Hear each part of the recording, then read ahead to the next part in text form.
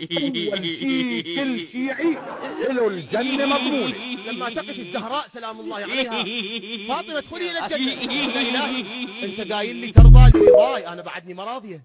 قال بشنو ترضين؟ قالت له شيعتي. أين شيعة فاطمة؟ ينادي الموت: ادخلوا إلى الجنة.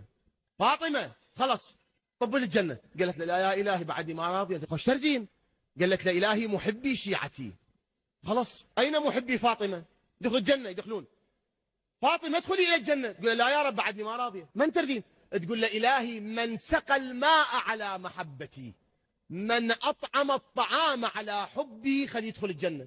ينادي المنادي: من أطعم الطعام على حب فاطمة، من سقى الماء على حب فاطمة. ادخلوا إلى الجنة. دخول الجنة. ها فاطمة تقول له رضيت يا رب، فتدخل الجنة. الله أكبر الله أكبر الله أكبر. ايش بدك احسن منك؟ هي امنت على الجنه. ايش بيعذبك هون بالدنيا؟ عبادات الصيام شغلته ناكته. تفرج. مجموعة من الفقهاء رحمهم الله تعالى يعتبرون أن السيجارة أصلا ما مفطرة.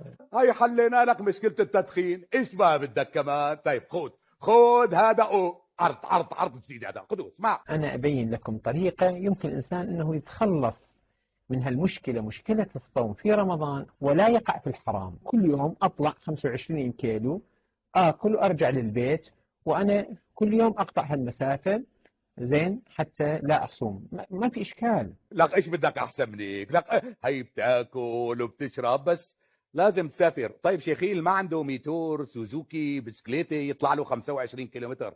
يعني يطلع لنا هيك بلكي بتلاقي لنا حل تاني. الله يدعوك إلى الصيام، ولكن مؤمن يأتي ويقدم لك الشاي، يقدم لك تمرة.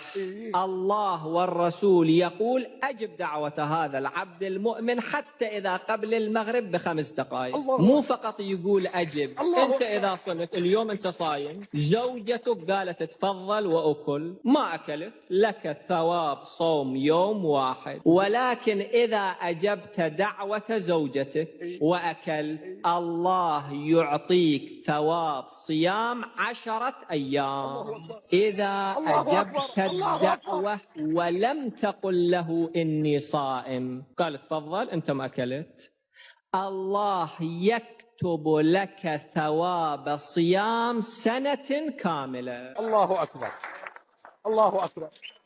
ولك ايش بدك احسن من هيك دين؟ بدك تدخن دخن، بدك تفطر برمضان افطار. لك مو بس وبتاخذ ثواب صيام الدهر كله. شو بك عم تطلع فيني؟ ايه فهمت عليك.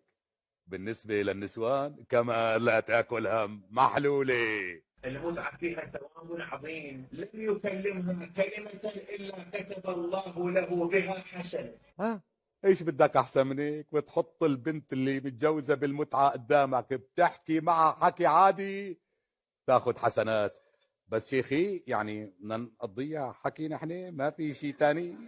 ولم يمد يده إليها إلا كتب الله له حسنة. خليني دقنك، بتقبش بتاخذ حسنات، هتعبيش حسنات.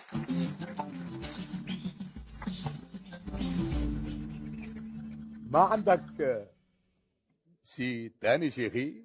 فإذا دنا منها، يعني إذا جمعها، فإذا دنا منها غفر الله له بذلك ذنبه. لا تعني كمل. ما من رجل تمتع ثم اغتسل إلا خلق الله من كل قطرة تقطر منه 70 ملكا يستغفرون له إلى يوم القيامة ويلعنون متجنبها. اللي يتجنب المتعة يلعنونها. سمعانين يا شباب؟ لا حدا يتجنب المتعة. طيب شيخي هذا الحكي للشباب، يعني النسوان ما لهم ثواب كمان؟ إن الله تبارك وتعالى يقول: إني قد غفرت للمتمتعين من أمتك من النساء. الله أكبر. هاي نسوان ورجال دخلنا على الجنة. بس يمكن أنا بتوقع في حدا عم بتعذب بالحج بالروحة على الكعبة. ما في عندكم هيك فتوى شيخي؟ هاي زيارة الإمام الحسين عليه السلام هي حج وهي عمرة. قال: هل زرت الحسين بن علي عليهما السلام؟ قال: فزيارته لخير من 20 حج. يزيد ويضعف، يعني يضاعف، حتى بلغ 90 حجة من حجج رسول الله بأعماره. من زار قبر الحسين كان كمن حج 100 حجة.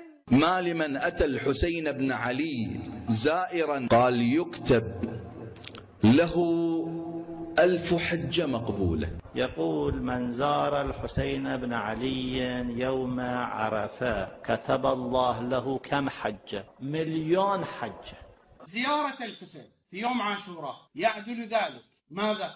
2000,000، يعني 2,000,000. انبسطت حتجيب حجة واحدة الله بغفر لك ذنوبك، هي 2,000,000 حجة. يا علي الحلال على حسبة يا شيعي لتفتح باب الجنة بإيديك. قدم